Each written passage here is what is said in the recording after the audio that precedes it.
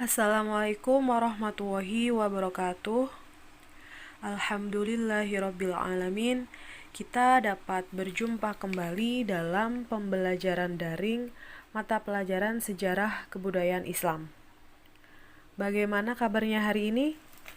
Semoga kita semua diberi kesehatan dan selalu dalam lindungan Allah Subhanahu wa taala. Jangan lupa untuk mempersiapkan alat tulis dan mencatat semua materi yang kita pelajari hari ini ya.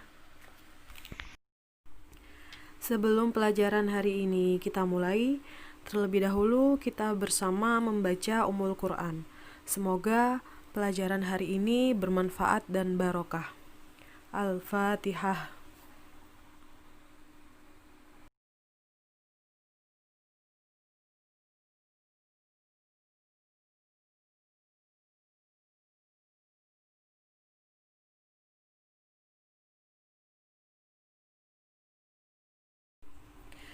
Ilmu fikih pada masa Abbasiyah juga mengalami perkembangan yang cukup baik. Pada zaman itu, muncul ulama-ulama mujtahid yang berjasa besar menyimpulkan hukum-hukum dalam agama Islam.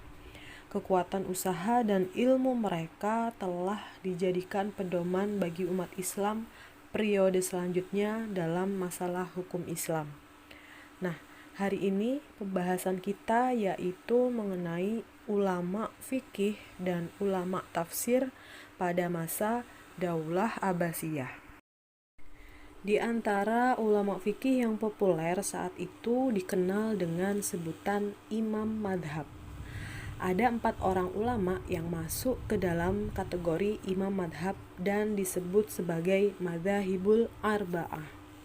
Pasti dari kalian semua sudah pada tahu kan siapa saja sih Imam Madhab atau Madzhabul Arba'ah itu? Nah, baik, kita akan bahas satu persatu. Ulama fikih yang pertama adalah Imam Abu Hanifah. Beliau ini adalah pendiri dari Madhab Hanafi. Bernama lengkap Nu'man bin Sabit bin Zuta, yang kemudian dikenal sebagai Abu Hanifah. Nah, secara keseluruhan dia ini hidup pada masa transisi dua kekuatan besar dalam dunia Islam, yaitu dari dinasti Umayyah menuju dinasti Abbasiyah. Abu Hanifah ini hidup di masa pemerintahan dinasti Umayyah dan dia menyaksikan bagaimana dinasti ini mengalami kemunduran dan akhirnya jatuh. Dan ia juga hidup di era Abbasiyah, yakni pada masa pemerintahan dua khalifah yaitu Abu Abbas As-Saffah dan Khalifah Abu Ja'far Abdullah Al-Mansur.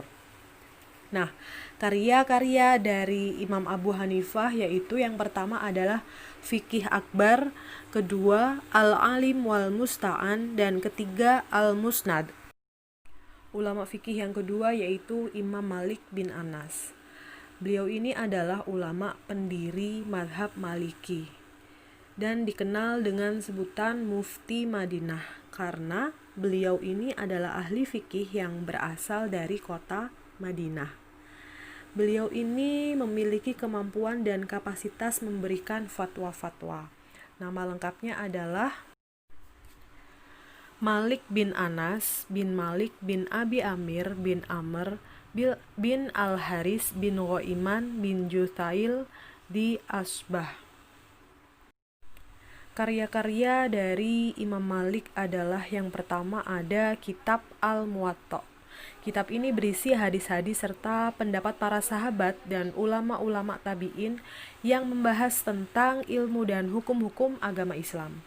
Kitab ini ditulis atas anjuran Khalifah Al-Mansur. Kemudian karya yang kedua yaitu Al-Usul As-Shaghir. Ketiga ada Risalah fil Aqdiyah. Dan yang keempat yaitu Risalah fil Qadar. Imam Malik ini menyusun madhabnya atas 4 dasar rujukan, yaitu kitab suci, sunnah rasul, ijma, dan qiyas. Umat Islam sangat beruntung sekali memiliki ulama sekaligus perawi hadis yang sangat disegani. Beliau ini adalah Imam Syafi'i. Imam Syafi'i bernama lengkap Muhammad bin Idris bin Abbas bin Utsman Asy-Syafi'i bin Ubaid bin Hisham bin Abdul Muthalib bin Abdul Manaf bin Qusay. Nah, ia ini merupakan keturunan Quraisy dari Bani Muthalib. Nasabnya bertemu dengan Rasulullah SAW di Abdul Manaf. Imam Syafi'i adalah seorang yang sangat cerdas, kuat hafalannya, tekun dan berakhlak mulia. Pada usia 7 tahun beliau telah hafal Al-Quran dan pada usia 20 tahun beliau telah berhasil menghafal kitab gurunya, yaitu kitab Al-Muwatta karangan dari Imam Malik. Beliau ini adalah pendiri dari madhab Syafi'i. Sebagai seorang ulama fikih yang produktif, beliau banyak membuat kesimpulan-kesimpulan hukum di bidang fikih. Kesimpulan-kesimpulan hukum ketika di Baghdad disebut Al-Qaul Al-Qadim, dan ketika di Mesir disebut Al-Qaul Al-Jadid. Di antara karya-karya dari beliau adalah yang pertama ada Ar-Risalah, buku pertama tentang usul fikih, dan yang kedua ada Al-Um yang berisi madhab fikihnya yang baru, dan yang ketiga yaitu Al-Isyarah. Ulama fikih yang keempat yaitu Imam Ahmad bin Hambal. Imam Ahmad ini merupakan seorang ahli fikih yang berasal dari kota Baghdad. Beliau merupakan pendiri dari madhab Hambali. Beliau ini bernama lengkap Ahmad bin Muhammad bin Hambal bin Hilal bin As'ad al-Marwazi al-Baghdadi. Imam Ahmad bin Hambal mempunyai hafalan yang kuat, hafal lebih dari 1 juta hadis. Banyak pujian dari para ulama tentang keistimewaan hafalan dari Imam Hambali ini. Karya-karya dari Imam Hambali adalah yang pertama, Kitab Al-Musnad, kedua, Jami' As-Shaghir, dan yang ketiga adalah Jami' Al-Kabir. Pembahasan kita selanjutnya yaitu tentang ulama tafsir atau mufassirin pada masa Daulah Abbasiyah. Pada masa Abbasiyah, ilmu tafsir ini mengalami perkembangan yang jauh lebih maju dibandingkan pada masa Khulafaur Rasyidin dan Bani Umayyah.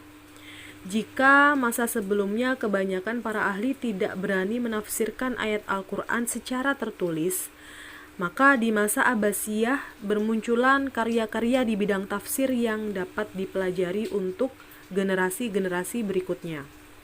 Pada masa itu, ilmu tafsir telah menemukan polanya tersendiri dengan mengacu pada 2 pola, yaitu yang pertama, ada pola tradisional atau tafsir bil ma'sur, yaitu penafsiran ayat-ayat Al-Quran, fatwa sahabat, atau penafsiran Al-Quran yang menggunakan ayat-ayat Al-Quran atau hadis-hadis Nabi. Kemudian yang kedua ada pola rasional atau tafsir bir-ra'yi, yaitu penafsiran ayat-ayat Al-Quran dengan menggunakan rasio atau akal pikiran. Adapun ulama-ulama tafsir dan karya-karya mereka yang terkenal pada waktu itu diantaranya adalah yang pertama ada Imam Ibnu Jarir At-Tabari, bernama lengkap Abu Ja'far Muhammad bin Jarir bin Yazid bin Kathir bin Ghalib Al-Amali At-Tabari atau yang lebih dikenal dengan At-Tabari. At-Tabari banyak menulis kitab yang berkaitan dengan berbagai bidang ilmu seperti ilmu tafsir, ilmu sejarah, hadis, hukum, teologi, etika, dan lain sebagainya. Di antara karyanya yang terkenal adalah Tarikh Ar-Rusul wa Al-Muluk atau Sejarah Para Rasul dan Raja atau yang lebih dikenal sebagai Tarikh At-Tabari.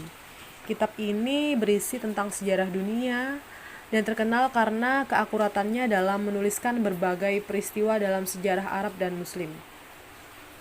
Karya lainnya dari At-Tabari adalah tafsir Quran bernama Tafsir At-Tabari. Kemudian ulama tafsir yang kedua yaitu Imam Ibnu Katsir. Nama lengkap beliau adalah Imaduddin Ismail bin Umar bin Katsir Al-Qurashi Al-Busrawi. Di antara karya-karya besar dari Imam Ibnu Katsir adalah yang pertama ada Tafsir Al-Qur'anil Adzim atau yang dikenal dengan nama Tafsir Ibnu Katsir. Kemudian yang kedua Al-Bidayah wan Nihayah. Ini terdiri dari 14 jilid yang berisi kisah-kisah para nabi dan umat-umat terdahulu. Cukup sekian pelajaran pada hari ini. Semoga apa yang kita pelajari hari ini bisa bermanfaat untuk kita semua. Amin, amin ya robbal alamin. Mari kita akhiri pembelajaran pada hari ini dengan membaca hamdalah. Alhamdulillahi robbil alamin. Apabila ada salah-salah kata, saya mohon maaf. Akhir kata, wassalamualaikum warahmatullahi wabarakatuh.